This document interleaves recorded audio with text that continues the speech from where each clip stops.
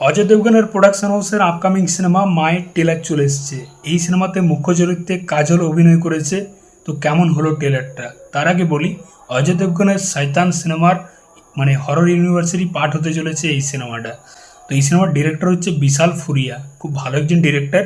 এর আগে তার লাপাছাপি, ছড়ি টু এর মতো কাজ দেখেছি। বিশেষ করে আমার লাপাছাপি সিনেমাটা কিন্তু বেশ ভালো লেগেছে।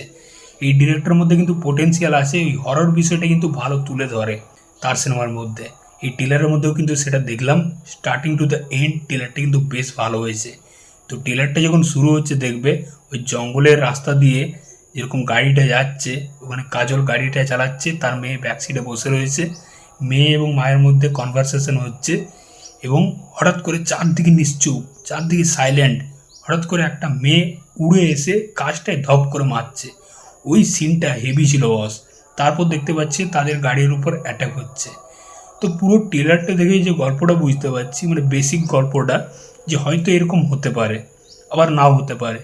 তো এখানে এই যে কাজল এবং তার মেয়ে যে গাড়িতে নিয়ে যাচ্ছে জঙ্গলের মধ্যে দিয়ে, তারা কোনো একটা জায়গাতে স্টে করছে, কোনো একটা আশ্রম বা অরফ্যান কোনো একটা জায়গাতে। সেখানে তার মেয়ের সাথে অন্য একটি মেয়ের বন্ডিং হচ্ছে। তারা গুগলে একটা গাছের ব্যাপারে জানতে পারছে, একটা বড় বট গাছের ব্যাপারে। এবং এই গাছটা হচ্ছে সাপিত একটা গাছ। এই গাছটা কোনো একটা সাপ আছে, যেটা হয়তো এই কাজলের মেয়ের তার বলি হলে পরে তার সাপ মোচন হবে। তো তারপরে এই কাজলের মেয়েকে হয়তো এই গাছটা টার্গেট করছে। এই গাছের মধ্যে যে দৈত্যটা রয়েছে, যে দৈত্যটার নাম আমরা শুনতে পাচ্ছি এই টেলারের মধ্যে, তো কিভাবে কাজল তার মেয়েকে বাঁচাবে এবং এই দৈত্যকে হারাবে, সেটা নিয়ে কিন্তু পুরো সিনেমাটা হতে চলেছে। তো এই টেলারটা দেখে যে একদম গল্পটা বুঝতে পারছি সেটাও না, গল্পটা কিন্তু মেকার্সরা লুকিয়ে রেখেছে। তো টেলারটা কিন্তু বেশ ভালো হয়েছে এবং টেলারের মধ্যে যেরকম হরর এলিমেন্টগুলো দেখানো হয়েছে, ওই একটা সিন রয়েছে যেখানে ক্যামেরাটা একদম জুম হয়ে গাছটার কাছে যাচ্ছে এবং গাছটার ওই লাল লাইটগুলা, চোখের মতো লাল লাইটগুলো জ্বলছে, ওই সিনটা হেভি ছিল। আর একটা সিন যেখানে বলি দিচ্ছে, ওটাও কিন্তু হেভি ছিল।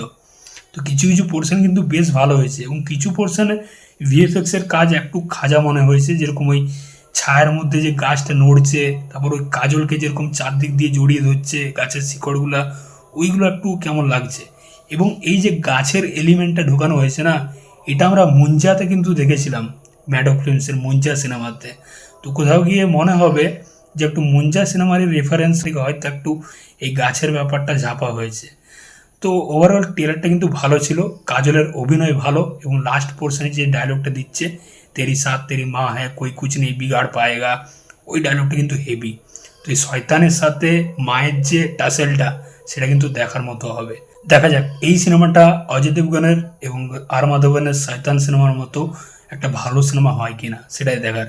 আশা করছি অজয় দেবগন দেখুন ভালো ভালো সিনেমা কিন্তু প্রডিউস করে বরাবরই। দেখা যাক এই সিনেমাটা কেমন হয়। সিনেমার ডিরেক্টর ভালো, কাজল রয়েছে, আশা করছি ভালো হবে। ট্রেলারটা তো ভালো লাগলো, তোমাদের কেমন কি লেগেছে অবশ্যই জানিও। চললাম, আবার দেখা হচ্ছে পরের ভিডিওতে।